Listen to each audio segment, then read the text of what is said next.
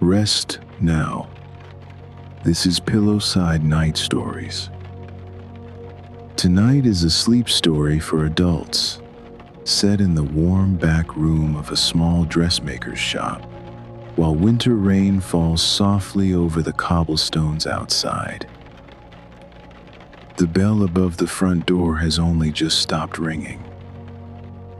A tape measure slips free from its silver case.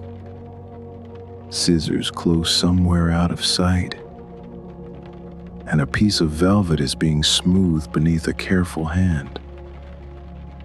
Now the weather is on the other side of the door. The soft click behind you leaves the cold exactly where it belongs. Out there, the evening has turned gray and wet, the kind of winter rain that finds its way through collars and cuffs and leaves the skin cold. But in here, the air is different. In here, the world outside has already begun to fade. The first thing you notice is the warmth. Not the sharp heat of a radiator turned too high, but something softer. Something that has been building all day, layer by layer, from the careful work of hands and fabric and thread. It rises from the floorboards beneath your feet. It lives in the walls around you. It meets you at the threshold and welcomes you in. You remove your gloves, finger by finger, and set them on a small wooden table by the door. The leather is damp from the rain, slowly releasing the cold it carried. Your fingers feel lighter now, free of the soft weight of the gloves. Your umbrella finds its place in a brass stand beside the door, the fabric still wet, still holding droplets that catch what light comes through the window. They gleam for a moment, then grow still. Your coat, the one you wore here, you hang on a wooden peg by the entrance. The wool is damp at the shoulders, where the rain found its way through. This coat has done its work, carrying you through the winter streets, keeping the cold at a distance. But it is not the coat you came for. That one is waiting for you in the back room. The shop is smaller than you expected, narrower, but it does not feel cramped. It feels intentional. Every surface has been given purpose. Every corner has been filled with things that matter. A front room lined with bolts of fabric standing upright in wooden racks. Wools in gray and navy and forest green, their colors deep and rich in the soft light. Silks that catch what little light comes through the front window, now streaked with rain, and turn it into something like warmth. The floor is wood, old and dark, worn smooth in the places where feet have walked for decades. You can hear it speak beneath your shoes as you take a step forward. Not a creak of complaint, but a voice of welcome. The sound of a building that knows its purpose. A glass counter runs along one wall, its surface clean and clear. Behind it, spools of thread arranged by color, from cream to charcoal, in shades you never knew had names. The pale yellow of old butter, the gray of winter morning. Behind the counter, a row of wooden drawers with brass handles, worn smooth by decades of reaching hands. Each drawer holds something small and necessary, and beneath everything, there is a scent. You notice it now. The warm smell of fresh wool, animal and clean. Something mineral, like the steam from a hot iron pressed against damp cloth. And underneath that, something softer still. Lavender, perhaps. Dried flowers kept in drawers among the fabric, the way your grandmother might have done. A curtain hangs at the back of the shop. Heavy velvet, the color of moss, the kind of green that belongs in old houses and quiet libraries. The fabric does not move in any draft. It simply hangs, patient and still. And from behind it comes a glow of amber light, steady and warm. A woman appears. She pushes the curtain aside with one hand, the velvet parting around her, and steps through into the front room. She is perhaps 60, with gray hair pulled back in a simple knot at the base of her neck. Not a fashionable style, but a practical one. The style of someone who works with her hands and cannot be bothered with hair falling in her eyes. She wears spectacles with thin silver frames that catch the light when she moves. Behind them, her eyes are steady and observant. The eyes of someone who has spent a lifetime noticing details. A crooked seam, a loose thread, the way fabric falls when it is cut on the bias. Around her neck, a cloth tape measure hangs like a scarf she has forgotten to remove, yellow, soft with use, the numbers printed in black. It has measured 1,000 garments, 1,000 adjustments, and it lies against her cardigan like it belongs there. Because it does. At her wrist, a small cushion in the shape of a tomato. Bright red velvet, round and plump, bristling with pins. Silver heads catching the light. She wears it like a bracelet, like jewelry made for a different kind of work. She does not seem surprised to see you. She does not smile in the professional way of shopkeepers.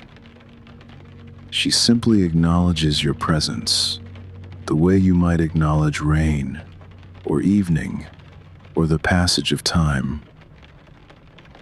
You're here for the coat. Her voice is soft, unhurried. The voice of someone who has spent a lifetime listening to fabric and thread. Come through. It's ready for the final fitting. She turns and holds the curtain aside.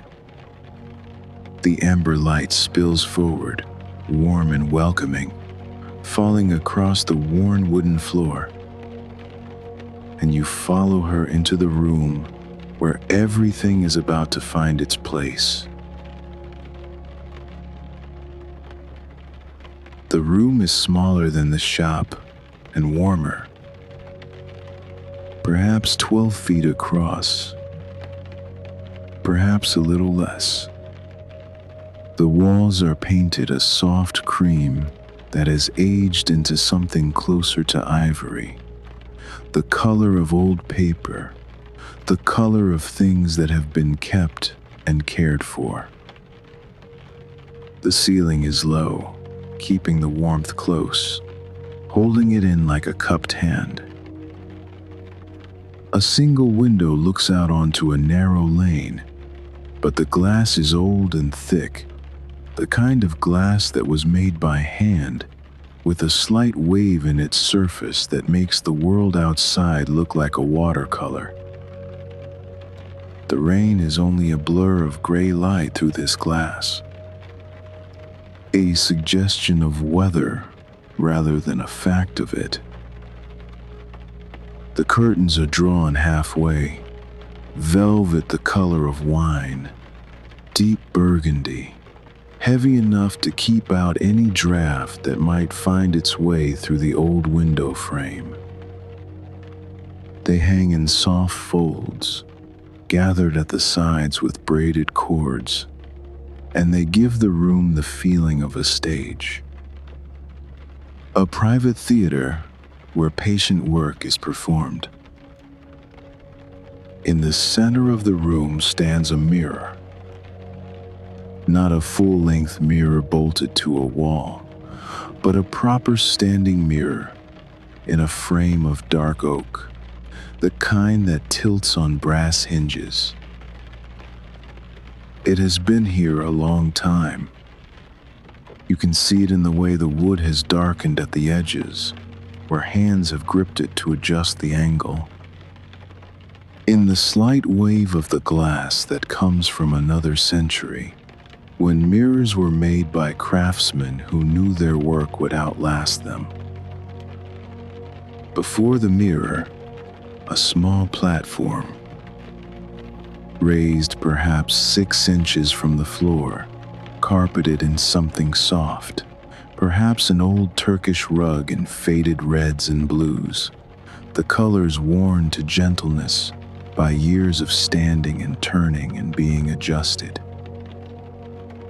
This is where you will stand. This is where the work will happen. Against one wall, a workbench.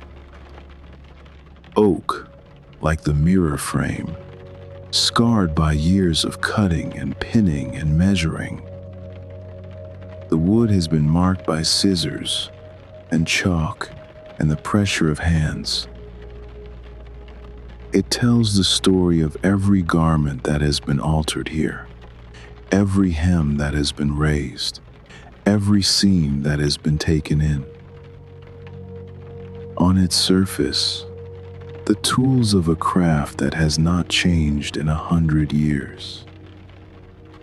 A pair of silver scissors, heavy and sharp, the blades meeting precisely when closed. A pincushion in the shape of a strawberry, red velvet covered in tiny silver heads, each pin waiting for its moment. A box of tailor's chalk in pale blue, worn smooth on one edge from years of drawing lines. Spools of thread in colors you cannot name. And at the corner of the workbench, a small brass lamp with a green glass shade, the kind of lamp you might find in a library, casting its warm circle of light. In the corner, a chair, an old armchair upholstered in velvet the color of moss, the same green as the curtain in the doorway. The fabric is worn soft in the places where bodies have waited. The arms are smooth where hands have gripped.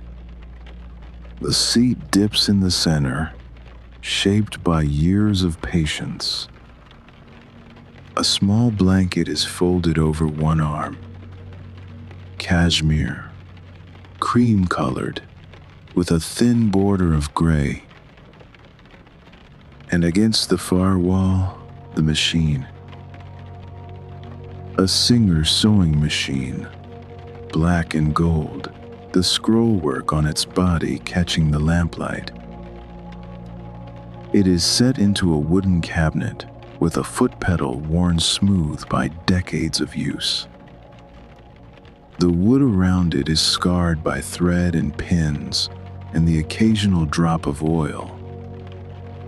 It is not running now, but somewhere in the building, from a room you cannot see, there is a faint hum. The sound of a place that has been alive with work for so long that it has learned to breathe on its own.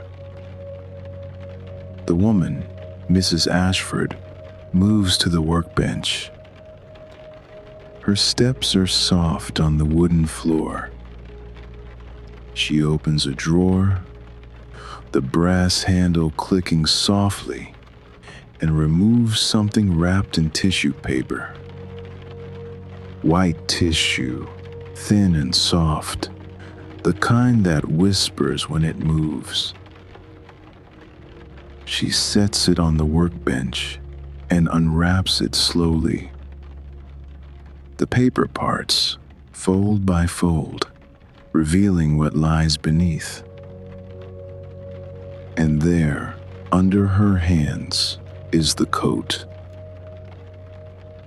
Velvet, deep burgundy, the color of winter wine, the color of garnets, the color of old roses pressed between the pages of books. The fabric catches the lamplight and glows softly from within. This is not a thin velvet.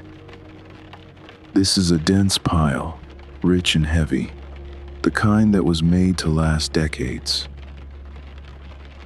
It has weight. You can see that even from here. The kind of weight that comes from quality, from wool beneath the velvet, from a lining chosen with care. Mrs. Ashford lifts it gently, one hand beneath the collar, one hand beneath the hem, and hangs it on a wooden stand beside the mirror. The coat falls in a clean line, the folds finding their natural drape. Waiting. It's been adjusted since your last visit, she says. The shoulders sit better now, and the back has been taken in just slightly. You'll feel the difference. She gestures toward the platform, and you step up. The platform is soft beneath your feet. You can feel the old rug through your shoes, the give of it, the way it accepts your weight without complaint. It has held 1,000 people in this position, standing before the mirror, being transformed into something closer to what they wish to be. And now it receives you. Behind you, the mirror waits. Its glass catches the lamplight and gives it back, warm and golden. Before you, Mrs. Ashford lifts the coat from its stand.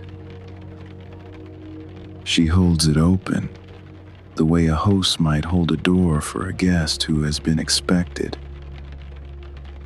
The lining catches the light. Silk, you think, or something close to it. A color like old cream, smooth and cool. You slip your arms into the sleeves. One, then the other. The silk is cool for a moment, then warms against your skin. And then the coat is on your shoulders, and Mrs. Ashford is behind you, her hands moving gently, easing the fabric into place. The weight arrives first. Not heavy in the way of burden, not the weight that pulls you down, but heavy in the way of comfort. A deliberate, steady weight that presses gently against your collarbones, releasing the last tension you did not know you carried. The velvet lies on your shoulders the way a hand might lie there. Steady, present, warm. You feel at ease into place. The coat finds your body the way water finds a vessel. Mrs. Ashford steps back. Her eyes move over the coat, not over you, but over the work. She is reading the fabric the way another person might read a face. The fall of the velvet, the line of the shoulders, the way the collar lies against your neck. She makes a small sound. Not quite satisfaction. Not yet. There is still work to do. She moves to the workbench and opens a small tin box. The lid makes a sound, soft and metallic. Tink. Inside, pins catch the light, silver and sharp, lying in neat rows against the dark velvet lining. She returns to you. From the cushion at her wrist, the tomato red with its bristle of silver, she takes a single pin. She touches the fabric at your shoulder. Adjusts something you cannot see, something measured in millimeters. And then the pin slides through the velvet with a sound so small, you feel it more than hear it.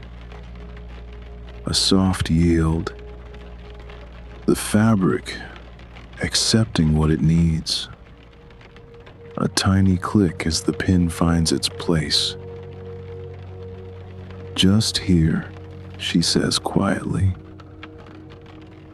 She moves to the other side. Another pin from the cushion. Another small adjustment. The coat shifts on your shoulders, finding its natural line. The velvet seems to sigh. Mrs. Ashford steps back again, tilts her head.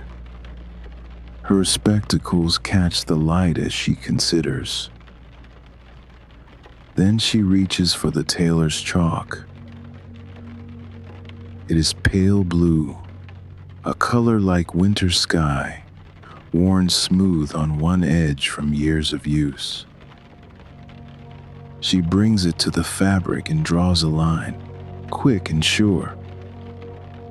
The chalk whispers against the velvet. A soft scratch.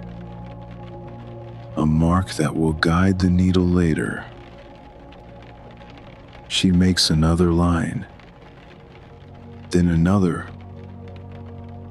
Her hand moves with the confidence of 35 years, of 10,000 garments, of an understanding that goes deeper than thought.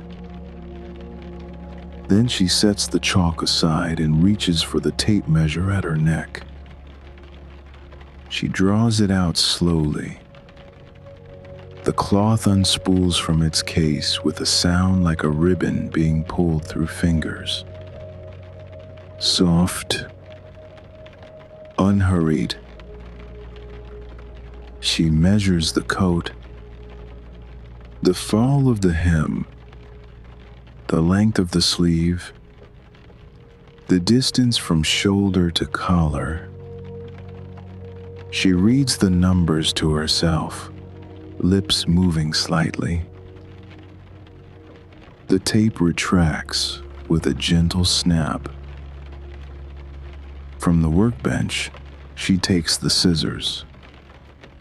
Heavy, silver. She snips a loose thread from the hem. A tiny sound. Click.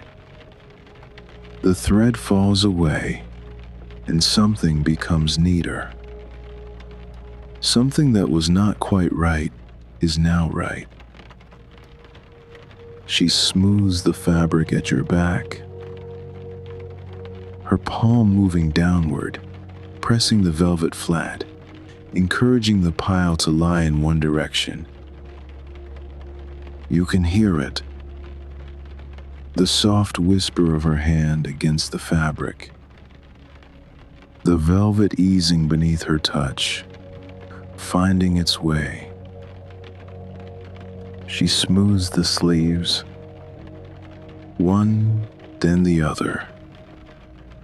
Her fingers trace the seams, feeling for anything that might need attention. The back sits better now, she says. Do you feel it? You do. Something that pulled has stopped pulling. Something that bunched has gone smooth. It lies against you the way water lies in a bowl. Natural, at ease, as if it had always been this way. Mrs. Ashford moves to the front. She adjusts the collar, turning it slightly until it frames your neck without pressing, without binding. She buttons one button, then another.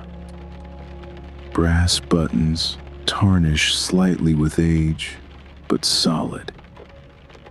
The kind of buttons that were made to last. She steps back, looks at the mirror, looks at you. There now. Her voice is soft, satisfied. It falls beautifully. For a moment, neither of you moves. The coat is on your shoulders. The rain is still falling outside, gray and soft against the old glass. The lamp burns steady on the workbench. And in the mirror, you see yourself wearing something that was made for you, adjusted for you, given time and attention until it became exactly what it needed to be. Mrs. Ashford removes the pins, one by one, taking them from the velvet and placing them back in the strawberry cushion on the workbench. Each pin makes a tiny sound as it slides free. She writes something in a small notebook, pencil moving in quick strokes, notes that only she can read. Then she closes the notebook and returns it to its drawer. I'll make the final stitches tonight, but there's no need for you to wait out in the cold. The rain doesn't seem to be letting up. She glances toward the window, where the gray blur continues. The chair is comfortable. Stay until the rain eases. She moves toward the curtain. Her footsteps are soft on the wooden floor. She pauses with her hand on the velvet, the moss green fabric bunching slightly in her grip. The room will keep you company. It's good at that. And then she is gone. The curtain falls closed behind her with a soft sound, fabric against fabric. Her footsteps fade toward the front of the shop, toward the workroom where the machines hum. And then there is only the sound of the rain against the window, and the faint breathing of the building, and the silence that eases over the room like a blanket. You are alone in the alteration room. And somehow, that feels exactly right. The minutes pass slowly here, not because you are waiting, not because you are impatient, but because time moves differently in this room. Each moment is given space to breathe. The rain falls against the window in its own unhurried rhythm. The lamp burns steady, its green shade casting a warm circle on the workbench. And the coat, still on your shoulders, carries its gentle weight. You step down from the platform. The rug gives softly beneath your feet, releasing you without complaint. You cross the room, passing the mirror, passing the workbench with its scissors and chalk and spools of thread, and you come to the armchair, the one upholstered in moss green velvet, the one that has waited here for years, perhaps decades, for people like you to sit and be still while work was done. You sit. The chair receives you easily. The seat is shaped by years of others who have sat here before you, waiting while hems were pinned and seams were adjusted. It does not need to adjust to you. You are already part of its shape. The velvet of the chair meets the velvet of the coat, and you cannot quite tell where one ends and the other begins. Two shades of green and burgundy, fabric touching fabric, warmth meeting warmth. You let the coat stay on. There is no reason to remove it. The velvet is warm against your shoulders. The silk lining is smooth against your arms. And the weight of it, that gentle, steady weight, eases deeper with each breath you take. Through the window, the rain continues. You can see it now, running down the glass in silver lines, following paths the water has followed 1,000 times before. The glass is old enough to have a slight distortion, and the rain moves through it like a dream. The lane outside is empty. Perhaps it has always been empty at this hour. The gray light of evening has deepened into something closer to night, the kind of darkness that comes early in winter. But in here, the lamp keeps its circle of warmth. In here, the room surrounds you with calm. The hum from the other room continues. Distant, rhythmic. Perhaps Mrs. Ashford is working at her machine, making the final stitches, the ones that will close the adjustments she marked. The sound does not intrude. It simply exists, like the breathing of the building itself. You look around the room. The bolts of fabric on the shelves, standing upright like books in a library of color. The spools of thread in their orderly rows. The scissors lying still on the workbench, their blades catching the last of the lamplight. The tailor's chalk with its pale blue edge. The strawberry pincushion, bright red against the dark wood. Everything in this room has a purpose. Everything has been used and cared for and returned to its place. There is no clutter, no disorder, only the simple evidence of work done well over many years by hands that know what they are doing. The mirror stands before you, tilted slightly on its brass hinges. You can see yourself in it from across the room. The burgundy coat, the collar framing your neck, the way the fabric falls in a clean line from shoulder to hem. You look at yourself and you do not evaluate. You do not compare.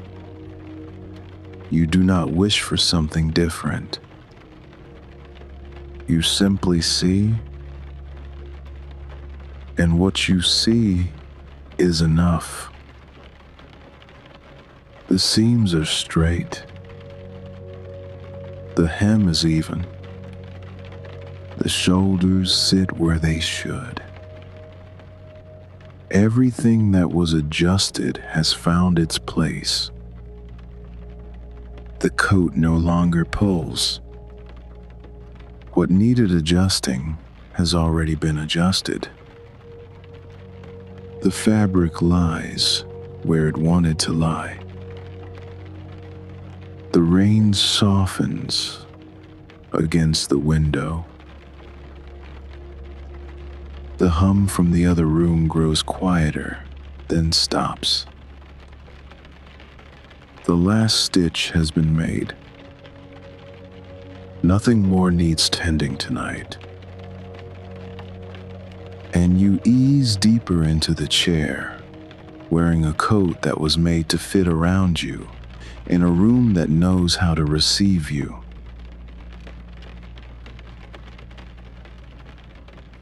The chair supports you now. Not just your weight, but something more. The coat on your shoulders, heavy and warm. The stillness of the room. The day that came before this evening. All of it accepted by the old velvet, come to ease. The cashmere blanket is within reach. Cream-colored, with its thin gray border. You pull it from the arm of the chair and spread it over your lap. And the weight of it joins the weight of the coat.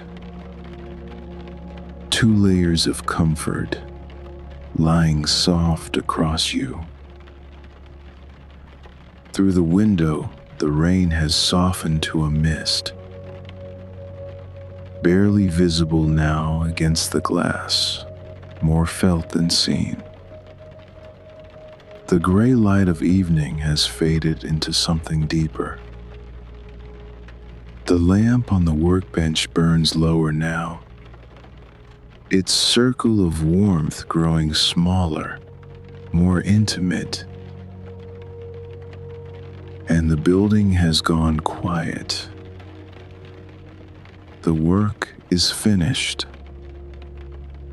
Only the silence remains, and the silence is kind. It does not need to be filled. It simply exists, making space for what comes next. The mirror stands across the room, but you are no longer looking at it. Your eyes have grown heavy. The shapes of the room are beginning to blur at the edges, softening into something closer to memory than sight. Let them blur. Feel where your feet meet the floor. The old rug beneath them, Your feet have carried you through the rain today, through the cold streets, past the windows of shops and the doors of buildings you did not enter, all the way to this door and into this room. They have done their work. Let them be still now. Let the floor take their weight. Feel your ankles grow heavy. The small joints softening, releasing whatever they were carrying. Tension you did not know you stored, held in the places where the body bends. But now it is going, and you can feel the difference. A loosening that spreads upward. Your calves relax.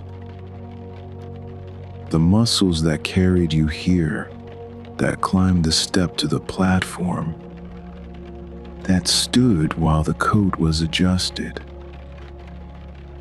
They soften now. They sink into the support of the chair. Your knees release. Your thighs grow heavy. The whole length of your legs easing deeper, like a hymn finding its length. The coat lies on your shoulders. Feel how it stays with you. Not pressing, not pulling, not demanding that you be any different than you are. Just lying there, the way a hand might lie on your shoulder at the end of a long day. Steady, warm, present. The velvet is soft against your neck. The collar frames you without binding. The buttons are closed, keeping everything in place, but not tightly. Just enough. Your hands lie still in your lap. The blanket covers them, cashmere soft against your palms. Your fingers uncurl. The grip you did not know you were carrying releases. Your palms soften. You have nothing left to carry tonight. Nothing to grip. Your shoulders drop. Like a velvet coat being draped over a wooden hanger, the tension releasing, thread by thread, until only the soft weave of ease remains.